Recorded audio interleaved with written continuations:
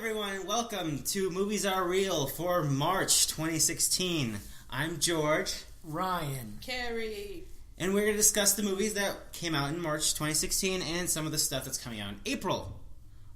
Pretty slim pickings in March. We didn't see much, and there wasn't really anything substantial that we missed, really, unless you're thinking of Miracles from Heaven, and there was another Bible movie. Was it God's Not Dead 2? God's Not Dead 2. Didn't a... He's still not dead, Ryan. He's still not dead. The reports are... I feel like we need another movie to really solidify that opinion.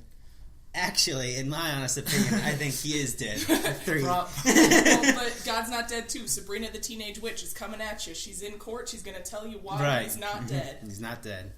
So, the month started off with Zootopia, the Disney Animation Studios film. That's the team that brought you Big Hero 6 and Wreck-It Ralph and Tangled. Not to be confused with Pixar, which a lot of people do, and that infuriates me for some reason. So this was a film about a female bunny character who has big ambitions. She wants to be a police officer in this metropolis where a bunch of animals live together. While there are little pockets where they live, because she lives in a community where there's only bunnies. Mm-hmm. So one is to believe that there are other communities where it's only like this type of animal, but this is the city where a bunch of animals live in peace. She wants to be a police officer, but there's never been a bunny police officer because they're really tiny and not very threatening. And so this is a film about pretty much accomplishing your goals and dreams.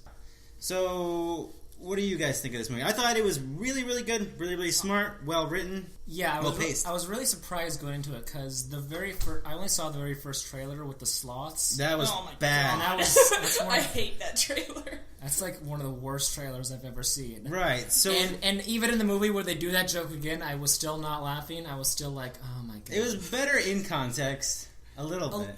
Yeah, but once you're familiar with the characters and you know her mindset and what her goals are, and you're like, come on, Sloth, come on, Flash. So I think the sloth's name is Flash. Get it? Because sloths are slow. Oh, you brought back my joke. So yes, I agree. I think the marketing for this film wasn't the best. I don't know. I saw an even earlier trailer before that. It was just like the Fox character played by Jason Bateman, whose name I can't remember. Nick, right. He's the, he's also a lead character in this film. It's just a white screen, and he's on there, he's explaining, like, Zootopia has animals. These animals can talk. They have jobs. Ba-ba-da-ba-da. It just set up the whole movie like that, and it was like, this looks awful. This looks terrible. Don't talk down to me, Jason Bateman. Yeah, but Fox. Then the movie that is there is really freaking smart, well-developed characters. It has a pretty positive message for children out there, just to accomplish your dreams, which I feel is a little too positive right now in the reality we live in right now, but whatever. So, Ryan, what are your thoughts? Basically going into this, I did not think much, but then like the first 5 minutes, you really get to see who the main character Judy is, and you understand the world and all this kind of like the difference between like the predators and the herbivore characters. The prey, yeah. Right, which is a big thing. Which is a big theme that carries out through the entire movie. Mm-hmm. And then it uses humor to like try to calm that down so it's not like so in your face about like the more broad themes that are here. Mm-hmm. The humor is... So going back to that sloth joke, the reason it didn't work well is because you could tell that the writers felt really proud of it. They were using the fact that this animal is a slow animal and blah, blah, blah. But you don't get a lot of that humor in it, which I was really thankful for. Like, you don't get like, oh, you are a tiger, so here's the joke because you're a tiger. There are some of that. It's also part of the character's character because they are that animal, so they do behave that way. But a lot of the humor is just, I don't know, it's just good writing. Just good writing and good humor. I don't know, like if it was just, the animal thing doesn't really, it kind of matters, but I think the jokes are written good enough that there's no need for animal humor, I believe, Carrie, do you have anything you want to say about this guy? I just really liked it. I like how it's clever enough to sort of convey subtle messages about diversity and prejudice using these animals as kind of a cover for it to make the message more approachable and acceptable and kind of more able to digest it. I just really liked that a movie with such a big platform and such a big audience took that direction and decided to make that point, and I really liked that. Yeah. I feel like a lot of people really like that. I feel like it kind of undermines it a little bit, but I see... And sometimes it's a little bit like, here's the thing. Yes, definitely. But I still like... Because, I mean, it is for kids, mostly. Right. And they could have done a way worse job. Yeah, exactly. What it does do is alright, I think. Yeah. Also, the message about positivity, accomplishing your goals, like, be determined, even... I don't know. As someone who's, like, in their 20s or whatever, I also find it relatable. Let's talk about the characters in this film. So, we have the... Judy was her name? Again, I can't remember. This is the protagonist who is incredibly positive, wants to be a police officer. Even though she is incredibly positive and she has a very strong personality, you can't really put her down. That can sometimes be... I feel like it could be annoying, especially for a main character who's always in your face. But I think you empathize with her a lot. And she plays well with the Jason Bateman character, who, again, I can't remember his name. What was his name again? Nick, the Fox character, who is this sort of, I guess, not really... Swindler. I was going to say thief, but he's not really a thief. He's more of a con man. Yeah, he's a con man who's very witty. Definitely a full Jason Bateman character. He's got really, like... his humor is kind of low-key, maybe a little bit like insulting, but it works very well for the character, I think. And with them together, it plays well. I feel like the Fox character would be kind of annoying by himself, and I think Judy might have been a little too much by herself as well. The supporting cast is great. You have Idris Elba as a police chief who, I mean, it's Idris Elba, so I just kind of like him. Yeah. I mean, he doesn't do much as a character. But it is Idris Elba, and he's just enjoyable to whether he's doing a physical performance or just a piece of voice acting. I think he's great.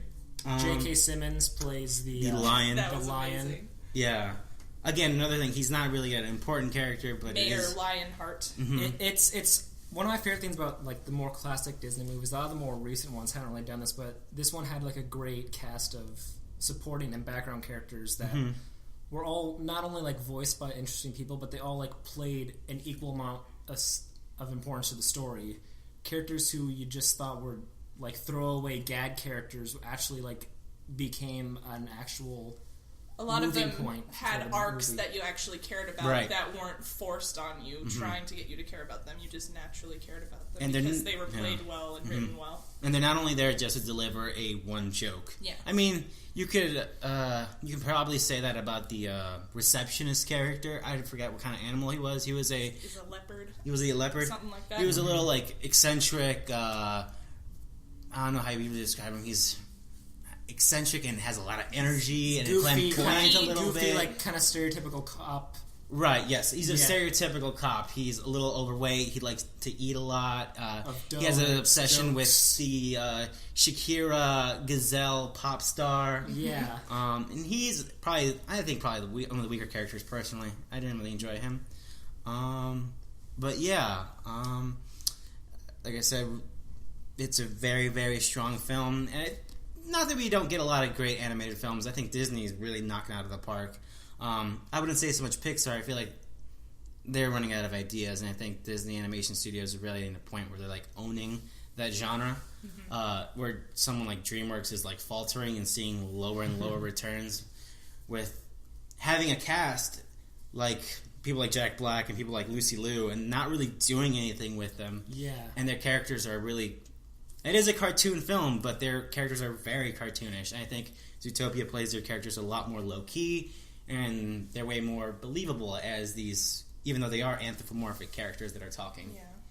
But yeah, Zootopia is a very, very smart film. Do we have anything else to say on that? I just think it's one of the best Disney films in a while. I enjoyed, Disney animation, obviously. I didn't really care for Frozen. Wreck-It Ralph was really good. Love that film. I think this is super, super good. It's so great. definitely one of the best. I want to say their best. One of the best ones they've done with character. Yeah. I'd say so. Wreck-It Ralph was good, but I love that movie. But I think this movie does a lot of interesting things with character. Is that all we had to say about that? And also, when you're watching it, you gotta look out, because there's lots of little, like, fun... You could tell that there's a lot of effort put into this, because there's little funny things that are kind of side things, like when she scrolls through her iPod to look for the Gazelle song. Mm-hmm. When I saw it again, I noticed that all the artist names were, like, Animal Incorporated. The only one that I noticed was Fleetwood Yak. So there's lots of funny stuff like that. You just gotta keep your eye out for that. Yes, it is a Disney animation film, so it's a very visual movie. One of my favorite gags with that is, like, they're in, like, the, like, kind of downtown area, and this guy, seedy area, and the guy's like, "Hey, I got some bootleg movies for you. Some of these aren't even out yet." And it cuts like a bunch of Disney animation films, but they've all been, like, spliced to be animal-like. Mm-hmm. Mm-hmm. I'm trying to remember. There was one that was like Wreck-It Ram, and then there was Wreck-It Ram, Meowana or whatever for the Moana movie that's coming out. And then one that wasn't recognizable, which you could imagine is probably a tease for what they're working on next. Which was a Jack and the Beanstalk-esque film. Yeah, that's coming out next year. It's called Giant. Oh, really? Yeah. I thought they were working on that film. It has The Rock in it. The Rock is in Mona. That's the one I was thinking. Yeah. I thought that was their next thing. Is that... That's the next thing, and that comes out this year. Oh, okay. And Giant comes out... They must have really expanded it. Actually, it's called Gigantic, and it comes out next year. Okay, they must have really expanded it, because it seems like they're doing one a year. Well, they didn't have anything last year. And yeah, I know, but I guess and Zootopia kind of came out, like, the back end of it. Oh, yeah. So I think they just wanted to take more time with Zootopia to kind of make all the animations look good. I'm just saying... all, like, that fur animations, you have to really... that fur animation. That fur animation, you got to really put in the effort for it. But yeah, I just think because you were damn well expecting that they're working on Frozen 2, like, because that's what's bringing in the big bucks. Yeah, they are working on that. Yeah. So yeah, the next film we're talking about that came out in March was 10 Cloverfield Lane, the surprise film that was announced in the beginning of January through a really shitty Benghazi Michael Bay film. Perfect. So yes, this is a blood relative, quote unquote, to Cloverfield Lane. It doesn't have any of the characters from the film. It isn't even shot the same way. It is just a regular film. There's not a point of view camera, found footage type of film. It follows Mary Elizabeth Winstead's character. I can't remember. I'm terrible with names today. Michelle. Is that her name? Yeah. Right. We see her in this moment that she's having a falling out with a relationship, and she seems like she's gonna leave town or something, and then she gets into an accident, and then she finds herself in this bunker. The bunker is owned by John Goodman's character, who I can't remember his name. Walter, I believe. And Walter tells her character that the world above us has completely gone to shit, and I saved you, and so we need to stay here as long as it's possible until it's safe to go up. And so this film, unlike Cloverfield Lane, I mean not Cloverfield Lane, the original Cloverfield, Classic Cloverfield, which was more of a, I guess, there was way more action and there was way more physical suspense. Like, oh shit, these monsters are gonna come tear down this building. We gotta run. This is more of this is just a suspense thriller. The Walter character, his name is Howard. I just Howard. My bad. Howard. Okay, this Howard character does not seem like. He doesn't seem like a friendly trustworthy guy. Person. Trustworthy guy. He's very sketchy in everything he says and his mannerisms. No, see, I couldn't buy into that. Like, this is just me. This is not a problem with the movie at all, because I love John Goodman and I trust him with my life, so I could not buy that he was a bad guy for the first part of this movie. Right, yes. And it might be a reason why they casted him, because I'm sure. At one point in the film you think, well, maybe he's just maybe we've been misunderstanding this character, and maybe you have. It's hard to say. But yeah, he does have eccentricities that he like. It seems like he might even have like some sort of bipolarism or something. Yeah, he's got a lot of like tics and emotional outbursts that make you think, well, maybe he's just secluded and not all there. But we're gonna give him our sympathies because he's caring and taking care for of the these most people. part. Yeah. Well, you know. So what we have here is like it is a film about Mary Elizabeth Winstead's character being in this bunker and being like, okay, I need to figure out, is this actually happening? Is the world above actually fucked? can I actually trust him? Can I trust this other guy that's with me in this bunker? And what's his story? And, what's his name? Yeah, Emmett. and what's his Emmett. Emmett, yeah. So yeah, it is pretty much a movie about like, okay, what is going on? It's not a lot of mystery. It's not a monster movie. Not a monster film like the first It's film. more like a psychological thriller that's all based around like being confined to this small space. Yeah. And throughout the course of the film, you really get a sense of that. Because, you know, it's all shot just in this bunker. There's 2, maybe 3 rooms that scenes are filmed at. There's like the living room, her like living quarters, and then there's like a supply closet. Yeah. Kind of thing. And then there's like John Goodman's room. And there's John Oh Goodman's yeah, room, so there's 4. So you just really like feel like very like trapped in there with Michelle, because the film really takes it from her perspective of like what's going on with her and how she's reacting to all of this. Yes. Yeah. Carrie, you got anything about this? I just really like movies like this that when they're done well, when they're set up in this one space, because it pulls the best out of all of the actors and all of the characters, and really, this movie is tense, because like when I'm watching it at parts, I'm just sitting there, fists clenched, like what is going on? Oh my god, what's going to happen? And I don't know, it's hard for a lot of movies to bring that out of me. Get that out of there. It's like have that tight writing, tight pacing, and have like actors who really like, because it is just a dramatic film. There's nothing crazy that happens for the most part in the film. Yeah, it's just a performance-led film. It's really good. This film actually was just a script that J.J. Abrams stumbled across, and he thought, oh, this would make a good Cloverfield sequel. Yeah. So they just edited it. Sense. So they edited it to make it be a Cloverfield sequel. Yeah. Dan Or Trudgeon. did they? I don't think so. Maybe it's not related in the slightest. I don't know. I don't think so. It was a Dan Trachtenberg who made a Portal fan film, I believe. I'm pretty sure that's right, and that's how he got this job. Yeah. But yeah, really good ending as well. Yes. Not to spoil it, even though the international trailer, I don't know if you've seen this, but the international trailer for the movie just straight up shows the last scene. Are you serious? Just straight up shows everything that happens. So evil. So yeah, I think the ending is just it is really cool. But I think even without that ending, I think it's an incredibly strong film. Yeah, really good stuff. I don't know if there's much to say about it because I don't want to spoil the ending. Yeah, it's definitely something that you want to just see going in. I personally think it's a better film than the first one. Yeah, me too. I mean, I love the original Cloverfield because I'd never seen a film like that, like the found footage style. At the time. And I think it really did it the best. A lot of the other films that have come after have tried to like take their own spin on it, and it never really worked. Paranormal Activity 4. How dare you? It's Skype. It's the Connect. Everyone's so scared. But with Cloverfield, it was all set up like it was already a tape that someone just happened to find, and it was interlaced with the horrors of like the Cloverfield monster dropping on New York, and then the date between the two main characters. Because it was like, was it like filmed on the same camera or Yeah. something? Yeah. So it, like, Yeah, got because this back. was 2006, Carrie. Right, exactly. Right. We had to tape stuff on film. Crazy. Also, that other film wasn't as strong with characters as this one is. Like this one it's just so tight and so focused, and that one, kind of on purpose, is kind of all over the place because it is a movie that's being filmed on a Handycam, supposedly. So, Supposedly. yeah. So yeah, anything else we had to say about this movie? I don't think so. We nailed it. It's definitely super strong in this movie. You should see this movie. Pleasant surprise, and I'm glad it actually worked out well. Surpassed its original. Hello everyone, this is George. For this next pit, we go into Batman vs. Superman spoilers. So, fair warning, wasn't our intention, it just happened. So if you want, you can skip ahead about 20 minutes and we'll stop talking about the movie. Yeah, thanks.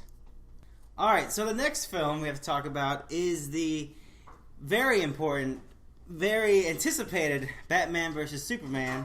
And holy crap, is it a disaster! You really just gotta let it out right there. I mean, it was my favorite movie ever, personally. Really? I loved how there was like no story or character Or development, motivation, or... and how plot points were just resolved just by nothing. just nothing. But let's get into it. Yeah, so this is technically the sequel to Man of Steel. It is a film starring the famous Batman and Superman. Everyone knows them. They don't like each other. No. So after the events of Man of Steel, Superman just fucking wiped out Metropolis pretty much. Yeah, he just kind of tore through that in one big swing. Mm-hmm. And Batman's like, that's not cool, man. It's not cool. I don't like that. No. And so we have a Batman who is really upset about the destruction of Metropolis because, because he's a sort of threat that he can't control or no one on this planet can control, and he wants to take him down because he thinks he's going to destroy everyone, bring wrath upon the planet. Which is fair, I think. It makes sense for Batman's character to be like kind of on the fence about this guy. The issue is they never really talk out their issues. They need some counseling, really. Yeah, that's the real thing. It's also a plot point that's been like in various DC comics and even in Justice, sort of like Superman is so powerful and Batman's always got like some sort of backup plan to take him down. Yeah, Batman's always been like, just in case you get out of line, I'm going to take you down because I'm the one man who can. Right, but their motivations for Batman's motivation and Superman's motivation for who they are and what they're doing in this film make no sense. It just doesn't come together very well at all. Yeah, so like we said, Batman wants to kill Superman because Superman is a perceivable threat that he can't control, and Superman wants to kill Batman because he thinks Batman's too vicious on criminals. I think, is that what it was? He didn't like his methods because this Batman, he beat people up real badly. He would mark them and then when they brand them. Yeah, he brand them. Oh yeah, I forgot about that scene. Yeah, that's Batman's. Yeah, which doesn't make sense. He's all like, you're too violent. I don't like your methods. But in one of his first shots, he just kind of flung through a guy. Right, because Lois Lane was in danger in a beginning scene. They were in some sort of weird terrorist base, and they have her at gunpoint, and Superman just fucking wrecks a dude to save her. He goes through 3 walls, so it's like there's no way that guy made it out alive. It's not possible. Yeah, no, but yeah, so there's this conflict with Batman and Superman. It is one where their motivations aren't very clear. They maybe seem out of character. The Superman that was portrayed in Man of Steel was one that was the traditional portrait of Superman, someone we should look up to, someone that represents the best of humanity, someone who is courageous. That was the whole point of the movie. That was the whole point. That Hans Zimmer score with the yeah, and then with what was the dad's name? He was played by Kevin Costner. I don't remember. Kevin Costner was all like, "You need to be a symbol. You need to exactly. You need to be better than all these people and be something that they look up to." And they do, but he's just kind of more vicious here. Yeah, right. It's a Superman who isn't sure of himself, and he just keeps. Well, he makes one mistake, and it's a mistake that leads to a whole lot of other shit, like politics and again Batman and stuff. Yeah, Superman isn't this beacon of hope in this film, and that's interesting. I mean, it is interesting to have that as a character, but it doesn't mesh well with what was in the last film. No, not at all. No, and we have a Lex Luthor, who is our main villain for this film. Everyone's favorite character in the movie, Lex Luthor. Yeah, this Lex Luthor's played by Jesse Eisenberg. He's not really... Lex Luthor's usually a stoic character, really calm, cold. Yeah. This guy's a little bit more quirky and eccentric and kind of he's like the Riddler and Joker mixed with Lex. And a lot of people have said that, but it's a very good, Yeah, way to talk about yeah. it, yeah. He's kind of woohoo, Batman, Superman. I don't know. He reminds me of... His tone doesn't fit this movie, and I mean, I guess that's not what the problem is. I think it works for the movie, but I think comic book fans will... they definitely do. He was just kind of obnoxious, I felt. He just reminded me of some dumb young kid who didn't know what the hell he was doing. And he doesn't. They show that he is a flawed character. There's that one scene where he's giving a speech, and he just kind of fumbles it, and it becomes really awkward. And that could be interesting, but that just doesn't do anything for me. No. The other main characters would be the Senator. I guess. Yeah, there's a Senator. There's Senator Finch is a character, and a lot of the first 30 minutes of the movie is based around her. Yeah. And then something happens, and then not at all. She's just out of the movie. And that's really stupid how it would like focus so much time into this character who's just gonna disappear. Yeah, she just gets blown up. Yeah, pretty early. With the jar of piss. With a jar of pee. Yeah. Carrie, do you have anything to add before we go, I guess, deeper into this? Not too deep, hopefully. I mean, I just found myself watching this movie and just spacing off and not caring through most of it. Yeah, it's definitely like, it just keeps throwing stuff at you after a while. You just kind of get tired of questioning Whatever, I'm just gonna let this movie happen. Sure, whatever. Yeah. Fine, whatever. Lexington fucking just figures out everything about Kryptonians and just makes Doomsday, I guess. I don't know, whatever. Yeah. Just wears his lounge suits all the time, walking around in alien gear. Yeah, the film has the audience make a lot of leaps of logic into, like, why things are happening, how Lex Luthor makes Doomsday. He goes into the ship, and the ship literally tells him, do you want to know everything? Just tell me everything about everything. And he consumes all that. Yeah, I would. I love that. Yeah. Wow, that was easy. Yeah, he just consumes consumes all the knowledge, and he makes Doomsday. And Doomsday doesn't look particularly great or memorable. It could be like any weird, not even like a henchman or something. It doesn't look spectacular or anything. This film does weird things with like giving hints to what is to come, with like dream sequences and time travel.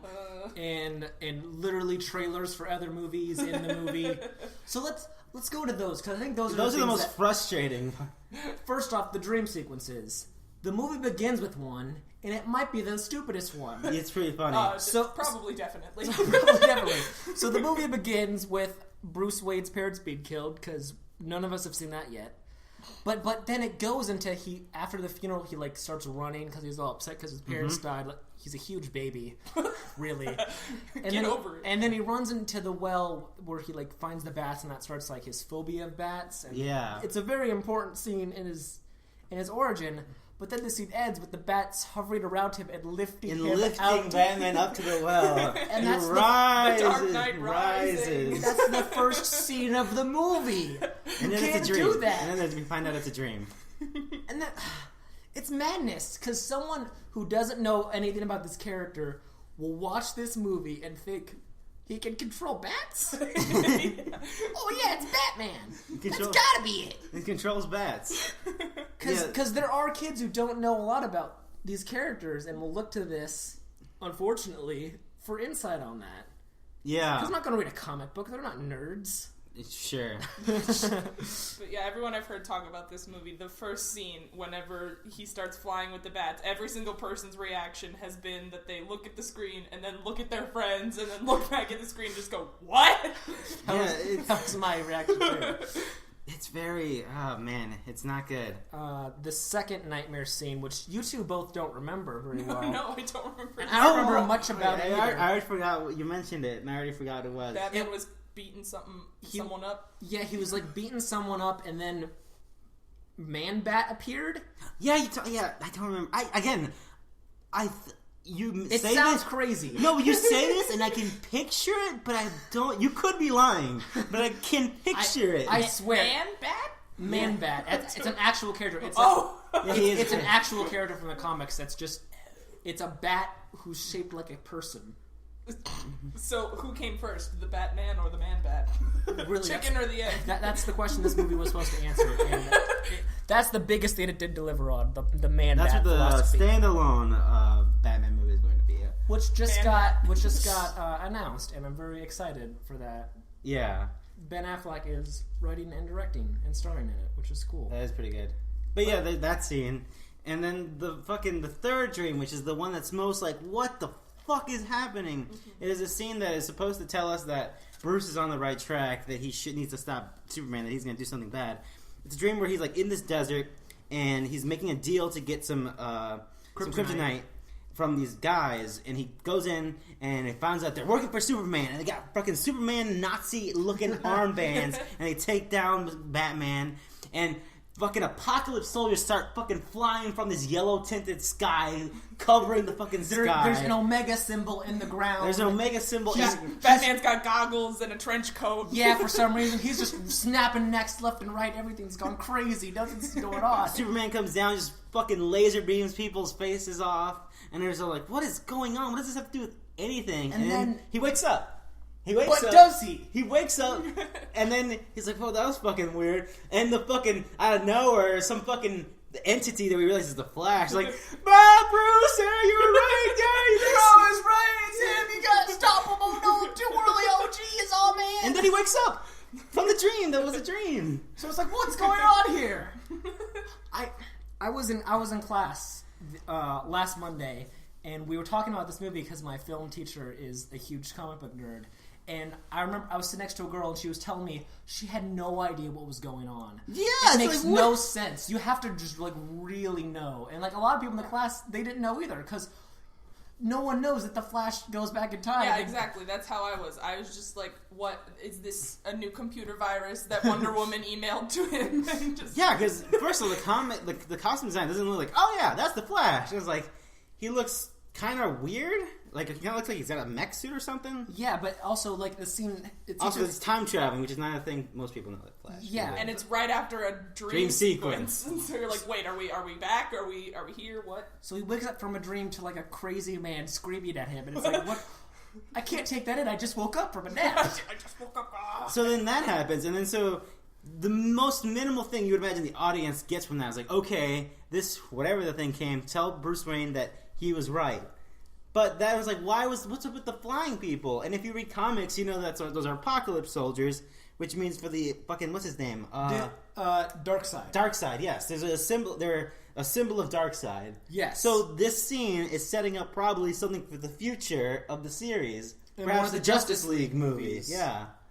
But you wouldn't get that from any of that because it's so confusing. You just thought he had like a weird trip that has nothing to do with anything. It's really easy to compare this to Marvel, but they definitely set up this stuff better. You know, a movie ends and it's like, oh, there's a magic hammer on the ground. I wonder what that is. But instead, they have this huge, massive like fight in the middle of the movie that just sets up another movie. That's a dream sequence, so you can't even sure if it's actually supposed to be important. Yeah, Batman doesn't have premonitions of the future. He can control bats, but he sure as hell can't do that. Wait a minute. What can he do? He's just a rich guy? Damn it! So, yeah, that's the stuff for the setting up the future of this universe is all sloppy. Speaking of setting up the universe... There is a Flash... Okay, so there is a thing... A big thing of Bruce Wayne trying to figure out what Lex Luthor's doing is that he hacks into a system with a flash drive or some shit. I don't know. He goes in there, gets some files, gets the information, he needs it, but then he fucking winds up in this folder. It's like, oh, mysterious fucking other powered people with fucking convenient, cool-ass logos. Yeah, he designed logos for these people. What a nice guy. He's not that bad. Yeah, and he sends these files to Wonder Woman when he figures out, oh, you're been around forever. Yeah. He's like, look at these other files. This is some fucking wild shit. Yeah, and then it just shows these files in the order in which the movies come out, as if it's literally showing you... Here's a clip of Aquaman. Here's a clip of fucking Flash. Here's a clip of Cyborg. Everyone's favorite guy. Teaser trailer. Yeah, there's like some really... Oh, what the fuck? And then, of course, that doesn't matter for the rest of the movie. No, it doesn't matter at all. Wonder Woman shows up for the final fight, and she's not like, dude, we gotta get that Flash guy. He's so fast. You saw him, right?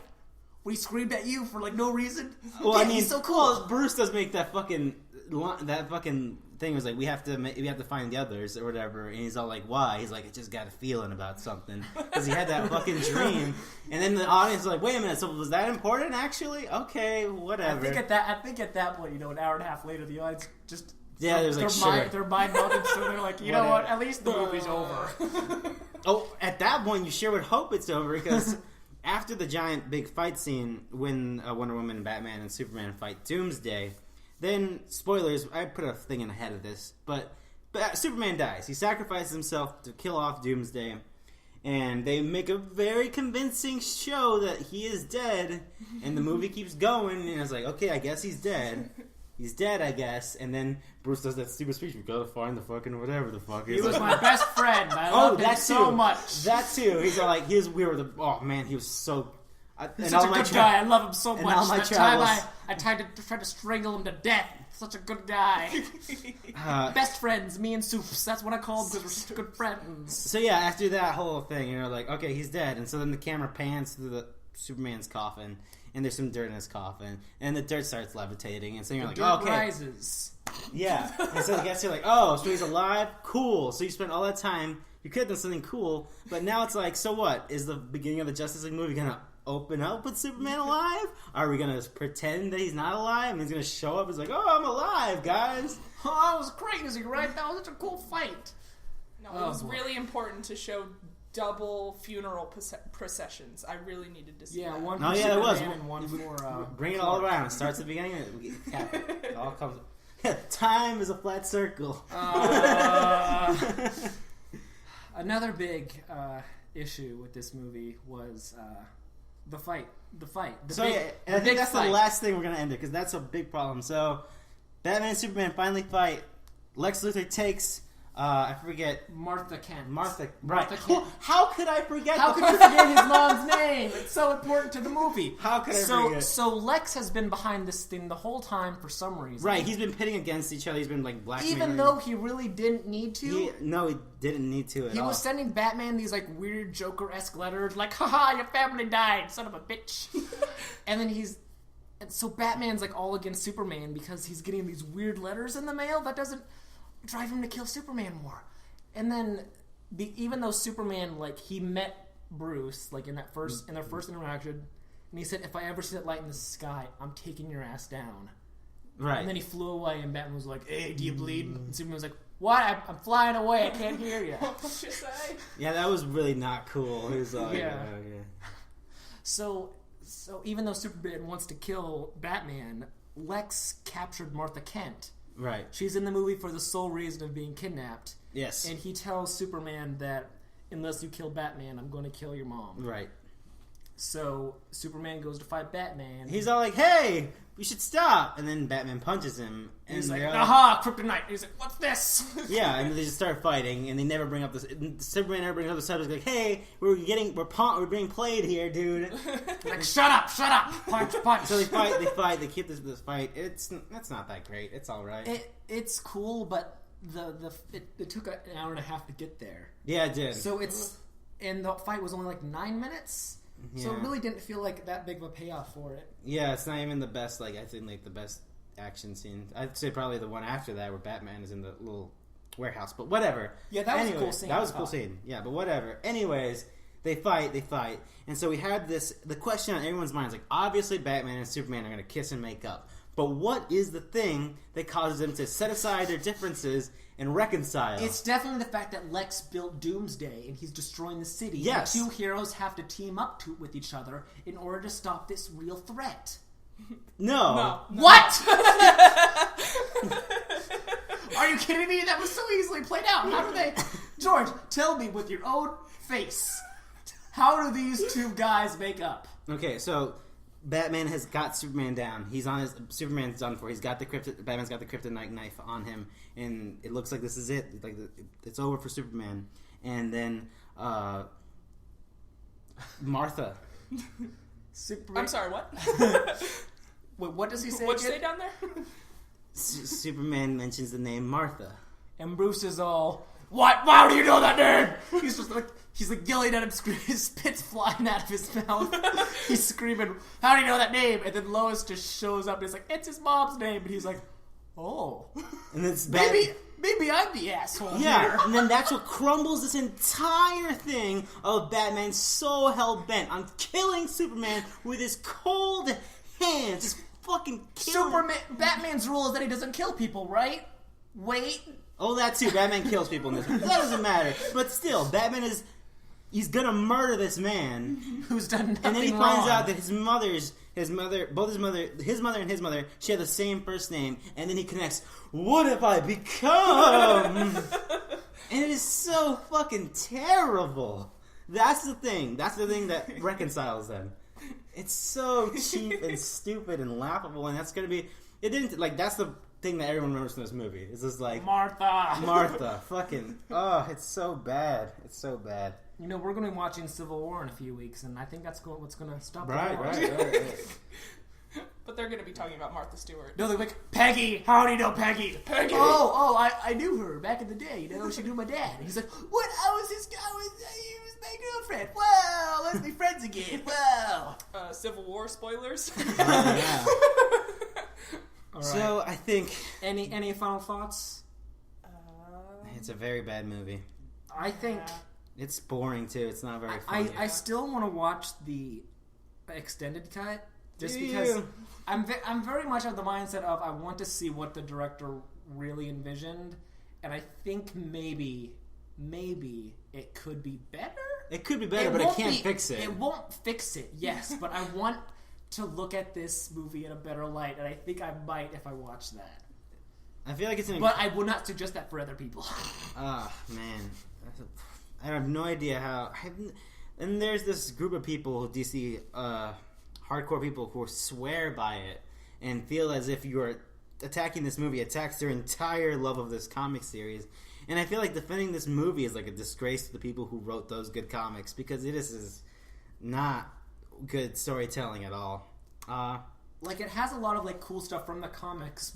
It has like all the plot points there, but how it reaches every point is just awful. The best part of the movies are in the trailer.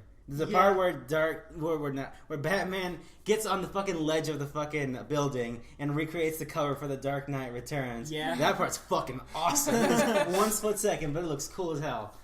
But yeah, I think that's all we have to say about that movie. It's not good. And let's never talk about it again. I sure fucking hope so. So anyways, well, this podcast is a little bit late because we had some audio trouble, which is why we really hope we don't have to talk about Batman vs. Superman again. But in that time, since we recorded originally, we were able to watch Hardcore Henry, which was a movie that came out in April, and we were looking forward to it. And we saw it. I didn't like it. I hated it. I had fun. So, Hardcore Henry is an action film that is pretty much filmed with a GoPro camera on the head of the actor. They have some weird mechanism, so everything is shot in a first person. Everything is like shaky and quick, like a GoPro. Like, it is kind of all over the place, but it's supposed to replicate, I guess, a lot of people compare it to a first-person shooter video game. I have a lot of trouble comparing it to a video game because I feel like if it is a video game, it borrows from the worst things about video games. But yeah, Hardcore Henry, we have this guy who wakes up. He's a bionic man now. This female researcher is telling him that I am your wife. I put you back together. And then as soon as they get back together and he gets all situated, shit hits the fan, and there's some weird corporate guy who paid for his bionic commando stuff, and he wants him back. And basically, he kidnaps his wife, and the point of the movie is to save your wife. To save your wife, yes. Because you are Henry. Because you are Henry. Because it is the first person. You have to go rescue your wife, and that's the whole thing of the film. Yeah, that's really that's it. So let me get what I think about this. So I think it does do like a few creative stuff with that first person theme. Technically, this movie is really impressive.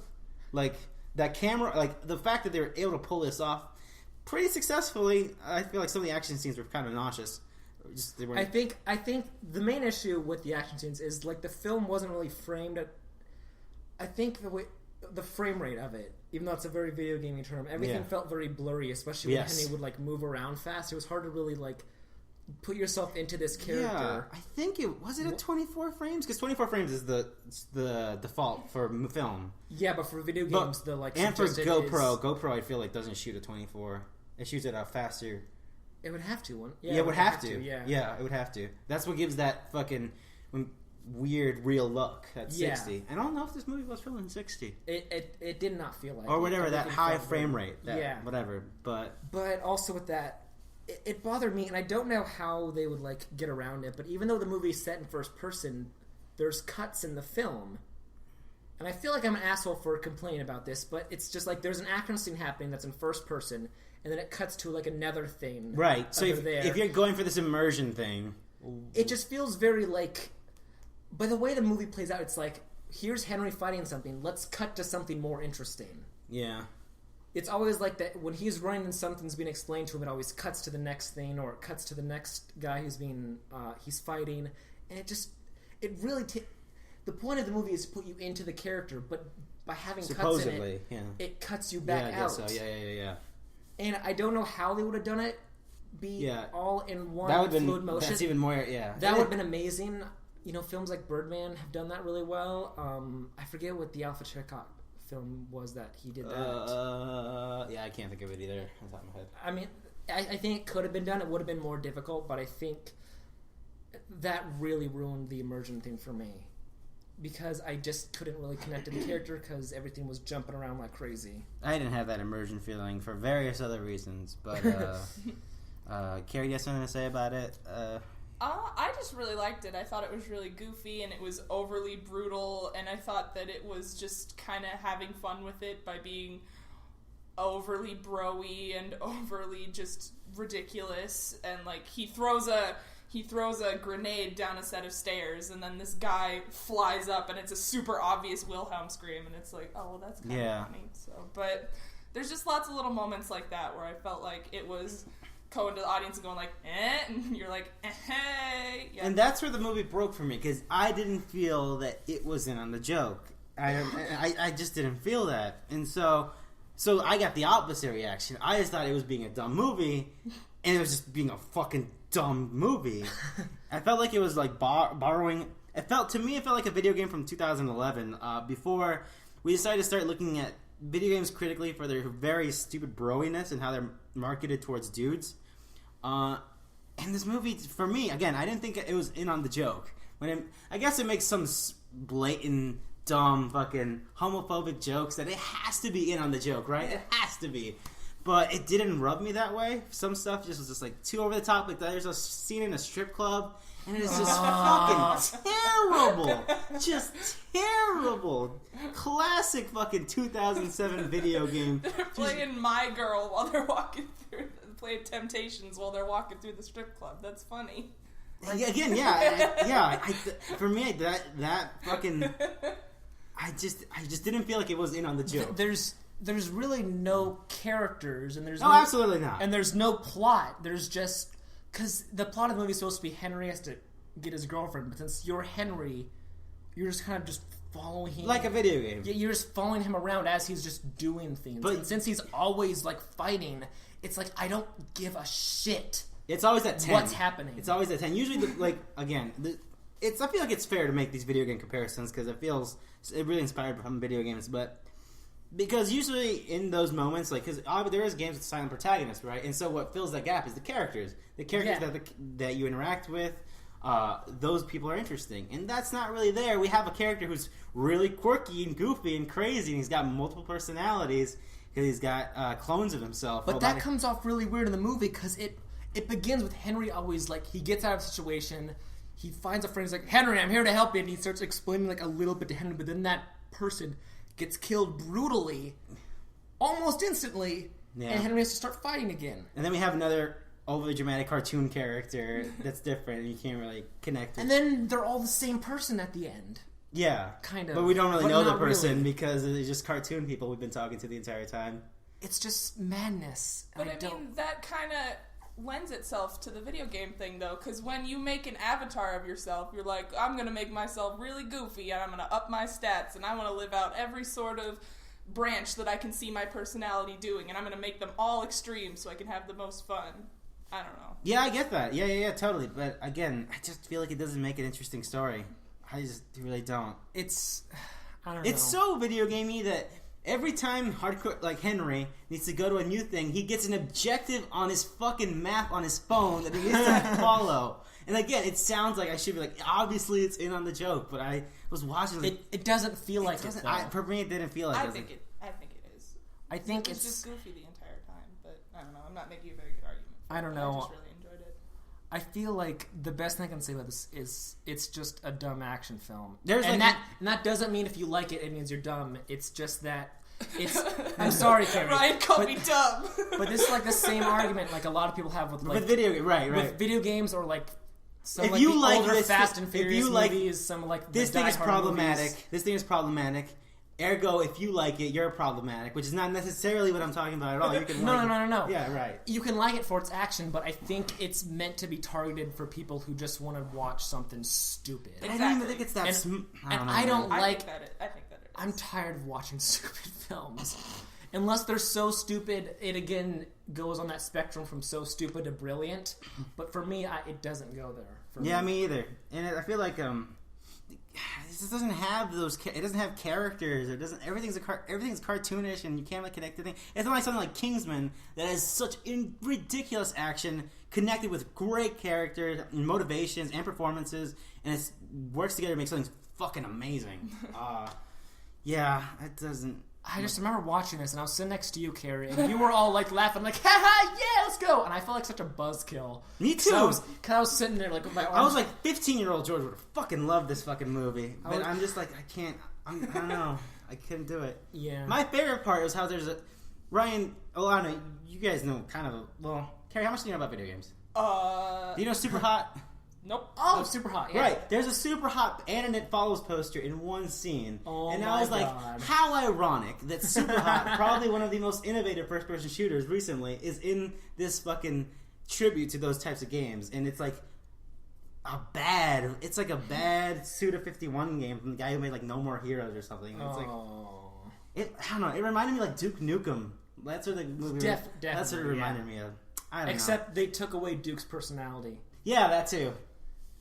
But it probably would have been worse if it was something. Oh my god, if it would have been like a sex-addicted asshole who's like, I'm gonna get my wife and I'm gonna fuck her real good.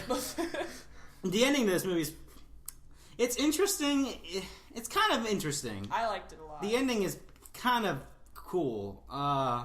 Yeah. But, it's kind of cool, but then they kind of don't do much with what they bring up. I don't know. I think it's an alright. I don't know. The one thing... I remember watching this, and they started playing... In the trailers, you know that they play a lot... There's a lot of music in this movie. Yeah. And the one song that's in the trailer is Don't Stop Me Now by Queen. Mm-hmm. Yeah. And I remember when that started playing during the movie, you and our friend Zach were like, oh, this is going to be real good. They're going to start playing Queen.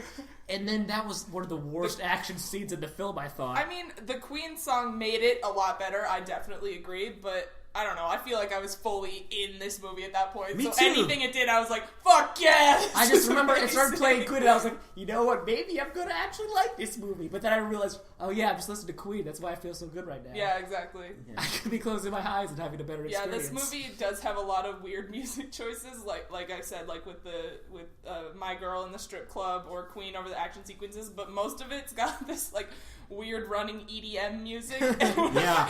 One of my favorite parts, like it's so corny and it's been done before, but him going through that train station or whatever, and he's packing stuff. That seems actually pretty good. And then he stops to look at the girl, and the music stops. It's like, huh? And it's like pack, EDM. What? And the music stops. Yeah, that got me. It did it like 5 times, and every single time it made me laugh really hard. Yeah, that seems really good. I don't know why I like that scene. Maybe it's because he was moving a lot and stuff. Mm-hmm. But that in the motorcycle scene, I thought was incredibly impressive. Again, technically, I thought that part was fucking awesome.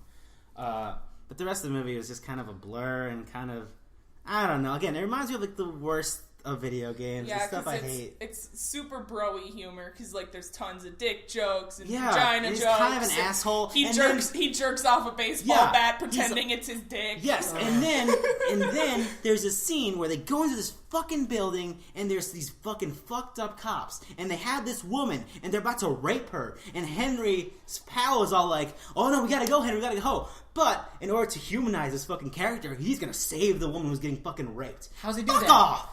He fucking shoots and fucking rips her fucking dick. I was like, oh yeah. That was terrible. I was like, oh. As in, look at how we're fucking like this stupid fucking masculine pieces of shit. And this whole fucking movie's fucking like that. It's like, that was so bad. That was so video gamey. Like, again, 2011 fucking... Like, I feel like this isn't a movie. This is something that you go to like an arcade and it's like a VR like experience kind of thing. Maybe really even it's not even at 60, so it would so be kind of really shitty watch. It'd be really disorientating, yeah. But I wouldn't call this a movie really. I think it's really because there's no plot. I think it's There's interesting. like no characters. It's an experience. I wouldn't call it But a honestly, movie. I don't think it was trying to be story-driven or character-driven. I think it was know, just but- trying to be like, this is a goofy fucking trip, and you're gonna watch this movie, and you're gonna see Henry grab some guy by the back of the head and rub his face up against a rigid corner of a concrete pretty building. good. And you're gonna go, oh shit! This is definitely an oh shit movie. Yeah, but like I'm very much like I need to like care about the characters and care about what's going on, or else he could squeeze a guy's testicle and make it explode, or rub a guy against some concrete, or fuck a bunch of robots or of himself. But I don't care because I don't give a shit about the characters or what's even that's happening. fair. It's like they're just showing me this stuff that's supposed to excite me, but because I don't have like a relationship with this stuff, I just don't care. But it's And supposed to be you, Ryan. Get immersed. You are. I would never grab a man's testicles and just crush them real good. You're the super cool badass. But it was like a parallel from when he gripped the apple and then he gripped the man's balls and they exploded. You know what? I take everything back. I love this movie. Hardcore Henry. Oh my god. I didn't even think about that. I'm pretty, Karen, I don't think that's what they had in mind when they made these Oh, scenes. come on. Yeah, I don't know. Look, I don't like this. I get why people might. It's pretty cool. It's a cool technical achievement, I think. And I think it's maybe a good idea. I mean, it reminds me of Tangerine, which I haven't seen yet. The movie about the prostitutes who I can't remember, but it's filmed on an iPhone. And that's an interesting way to make a movie. And I know it was nominated for a lot of stuff. It's on Netflix. And I'm all for like experimentation. I think from that angle, I think it's an awesome technical achievement. Yeah. It's another movie like, I don't know if this is how you guys feel about it, but it's sort of like Unfriended in the way that it's based around a gimmick. And if you're able to effectively buy into the gimmick and have fun with it, then it's good. But if you don't buy the gimmick from the beginning, you're just like, this is dumb and I hate this. So it's throwing this gimmick at you, with the gimmick being him first person video gamey stuff. So and again, I think Unfriended did that part good. They really committed to that, and that was good. But the rest of the movie was just... No, yeah, that movie's bad. That was bad. Again, It's fun, but no. it's a really fun movie to riff on. Yeah. But, yeah. That's all the movies I think we're going to talk about. Again, unless this fucking fucks up again and we wind up watching The Jungle Book, which is a movie we're really excited to watch, and that's coming out real soon. Mm-hmm. This is an adaptation of the book, but more closely to the Disney film. I think it came out in the 60s. Yeah, that sounds about right. Jungle Book, you got your Mowgli, and he talks to these animals, and they raise them up and stuff. I'm not actually that familiar with the Jungle Book story now that I think about it. I haven't seen it since I was like... I was about to start talking about Tarzan. At least seven. Tarzan podcast tune in next week. I'll lead the way. My favorite Disney movie. But what's really cool about this movie is it's a live action adaptation of it, but they have such good people working on it. Jon Favreau's directing it. Yeah. Bill Murray's the voice of Baloo. Scarlett Johansson's the Snake. Idris Elba is Shere Khan.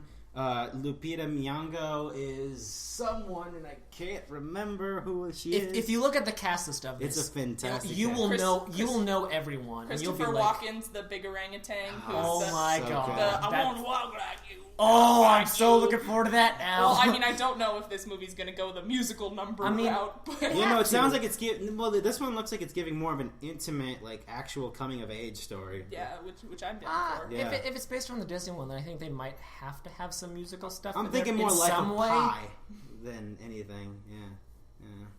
Maybe. I don't know. I can't even remember the other songs. I can't from remember the Jungle Listen, Book. as far as the story of this movie goes, they're just going to go with the bare necessities. And then, There's a song. That's another song. In the trailer, he is whistling that. Yeah. So that's it. They might just have little little quips of it. Some or something. super hardcore Jungle Book fan. I was like, rip up a shirt. Oh yeah, that's the game. Look, I want to walk like you and talk like exactly. you. I want to walk like you. I want to Yeah. walk in like you. Hey! Yeah, the movie completely slipped my radar, and now that it's close, it looks so damn good. Yeah, I'm very excited for it. Damn good. There's also Green Room, which is something I'm really excited about. I don't remember if you guys remember it. That's the film with Patrick Stewart and Anton Yelchin. Am I pronouncing Yeah. that? Yes. Well, I mean, I don't know if you're pronouncing it correctly. That's how I pronounce it. But yeah, so I guess it is a horror thriller about this band who is performing, I guess at a basement. I guess that's what they call it, the green room or whatever. Mm-hmm. And then they get trapped in by some neo-Nazis. And it's kind of a weird setup, but it is a film about we gotta escape from these fucking crazy people. It looks really tense. It looks really good performances on it. I'm really excited for that film. It's really good. Yeah, I'm excited for that too. Yeah, I haven't seen anything of it, but the way you explain it makes me think, oh, this will be cool. We got a trailer for it before we went to The Witch. Yeah, but I think we were all sitting down, so no one really paid attention to it. I've gotten it a couple times at other stuff, but very good. It looks good. Mm-hmm. And again, that's supposed to be coming out limited April 15th and worldwide, hopefully April 29th. I'm not sure. All this stuff always moves around for independent releases, so I don't know. There was also a film that I just looked up while I was looking at a slate of stuff that was coming out. It was called Holidays. It is an anthology film with short films revolving around holiday stuff and horror movies, which I think is a fantastic concept for a movie. I don't know if it's going to do well. I mean, it's coming out, at this point, it's going to come out soon, VOD, so if I remember, I'm going to try and catch that. But yeah, that is a damn good concept for a movie. Yeah, and I'm always down for anthologies. Yes, movies. anthologies. Those are a lot of fun. Good stuff. There's always one film in there that always stands out. It seems, no matter what. Yeah. Even we kind of talked about that when we talked about Southbound. We did. Yeah. It's also usually really creative, and so something sticks out. Yeah. And plus, it's going to be a really good Thanksgiving short in that movie. I don't know. Oh, that'll be Arbor Day. Did you ever see the Thanksgiving fake commercial in the Grindhouse collection directed by Eli Roth? Thanksgiving. Oh, it was very Eli Roth fashion. So tangent for okay. So here's one scene in this trailer. So there's this cheerleader and this jock, and they're in the gymnasium. No one's there. There's a trampoline there. They're making out. The girl takes off her fucking top, you can see her breasts and stuff, and she gets on the trampoline and she starts jumping up and down, I'm liking this so far. She starts jumping up and down, so we got this killer, right, who's in the shadows. He gets underneath the trampoline. The girl does the splits, and then he stabs the thing, and she lands on the knife. Burn! What was it called again? Thanksgiving? Oh. No, it's just Thanksgiving. I think Thanksgiving's the one with the killer turkey. What did that have to do with Thanksgiving? You gotta watch the trailer, man. Oh, man. I don't know. There's some killer who comes around. Is she jumping on the trampoline with a pumpkin in her head like, I'm so glad. Family, friends, whatever. I don't know. You can look up the trailer on YouTube. It's good. That's our unconventional recommendation to this podcast. Yeah, look up those trailers. Yes, absolutely. Look up the fucking Grindhouse trailers. There's the fucking Don't made by Edgar Wright. That's a good one. That's a good one. You got Machete, which got turned into an actual fucking movie, which was very disappointing. Was another one Hobo with a Shotgun? That was not one of them. That was not one of them? Wasn't that something from something else? Might have been. One of the people who worked on VHS worked on Yes. that. Okay. But I mean, that sounds like something that would be fake, and then it got turned into a thing.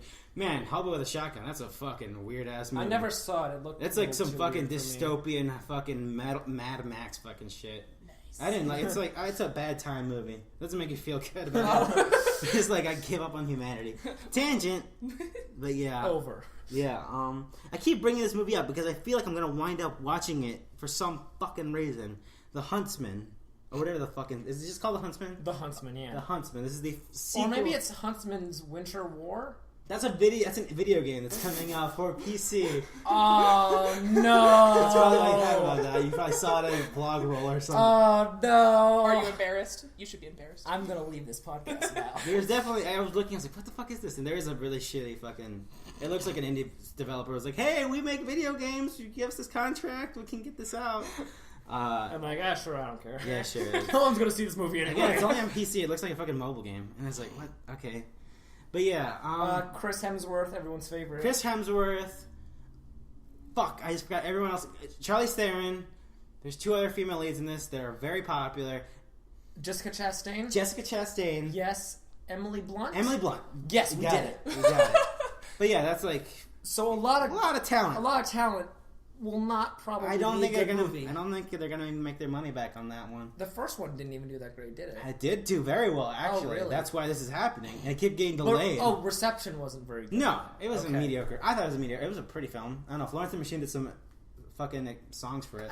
I really don't remember a lot from that film. I just remember Florence and the Machine saying some songs for it, and they were really good. but I didn't really remember much. Some of cool it. effects, but it's pretty garbage. Yeah. Is there anything else I'm missing? I don't think there is. We got Ratchet and Clank, Ryan. Oh yeah. Fuck me. I got the video. This isn't the video game podcast me and Ryan do, but I'm playing this game, and holy fucking shit, it is literally when I was a little kid, and I imagined what video games were going to be in the future. This is that fucking game. It looks great. It's got Paul Giamatti. I'm excited. Oh snap! I'm Ratchet very and excited Clank. for this movie. I hope it's fucking good. I mean, I've only played the first half of Ratchet and Clank. but you'll get the first half of the movie because according to the game, it's beat for beat like the game. Oh, cool. For the most part. Cool. For the most part, there's some weird. And things. I think this makes a lot of sense for video game adaptation. Absolutely, because now it makes a lot of sense because the game came out and it's $40, so we're robbing the fucking developer blind. That game is fucking ridiculous, and hopefully this does well. I mean, it's $40. It's a fucking easy. Like my parent can justify that easier. Yeah. To get it. I hope it's good. I mean, it's like I really want it to be good, not just because I think Ratchet and Clank deserve a good movie, but I really want more good video game movie. And this adaptations. is like a fucking slam dunk. They should have done this Yeah. like 14 years ago. It's just fucking such a fucking easy idea. If this isn't, because this year we're getting a lot of video game movies. We're getting this. We're getting Angry Birds. We're getting Warcraft. I was hoping you were gonna fuck it up again. Oh no! Like Warlords. I forgot about that. Warcraft. Directed by Duncan Jones. Yeah, and then we're also getting Assassin's Creed starring Magneto himself. Magneto, yes. Yeah. So hopefully half of these are good. And the director's also pretty good. I think so. I feel like it's so weird that Michael Fassbender doesn't seem like the type of guy who keeps doing all these fucking franchise movies. Yeah. Like he's an X-Men. Every time I see him and James McAvoy, I was like, man, why? I guess at that point they weren't that famous when they signed up for these fucking deals. Yeah. I remember James McAvoy was out, like, just got done with Wanted, I think.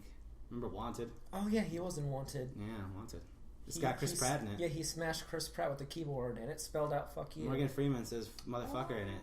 Yeah. Angelina Jolie is like in a fucking minor supporting role in it, and she's all over the marketing for that movie. Yeah, Ratchet and Clank, really excited. I don't even know how I got there. Video games, right? Angry Birds the movie. Angry Coming Birds. hot. Somehow I think that'll be a good movie. I don't know boy. why. The studio that does it is good, but they're so fucked. Whoever, like, they're so fucked. I feel really bad for them because they did Cloud the Chance of Meatballs. That's a fucking great ass I love movie. that movie. The Yeah. movie's so good. So I don't know. I don't want this to be good because I really hate Angry me Birds. too. But they're I a feel great like it studio. will be. But they keep getting shit because they're owned by Sony. They did a Smurfs movie. Oh, jeez. They're doing a Surfs Up sequel in the year 2016. Finally. And they're all going to be WWE characters. You got Oh. John Cena surfing penguin. What the hell? That's a real thing. I saw it. I was like, this is not real, right? Like, no, this is fucking real as it gets. This is some Warner John Brothers. Cena wants to be a serious actor. This is some Warner Brothers direct-to-DVD thing, right? That's what I thought, yeah. Oh, no. Like Scooby-Doo and WWE. Fucking, yeah. So, yeah. Who's that? Oh, that's John Cena, my best friend. Oh! You got Vince McMahon as a penguin. Oh, boy. Triple H is a penguin. Ryan, name me a wrestler. Who would be a penguin? Don Cheadle. Nope. That's pretty good, though. That sounds like a thing you would do. But yeah, I think, knock on wood, that this actually recorded. That is a podcast. We did it again. Yeah. Not the most greatest month. And to be honest with you, I'm looking through the rest of the year, and I'm pretty negative. I don't think it's going to be a great year for movies. A great year to start a podcast about movies. So yeah. Hopefully next month. I'm really looking forward to Green Room. So yeah. For Movies Are Real, I'm George. I'm Ryan. I'm Carrie. Bye. Bye.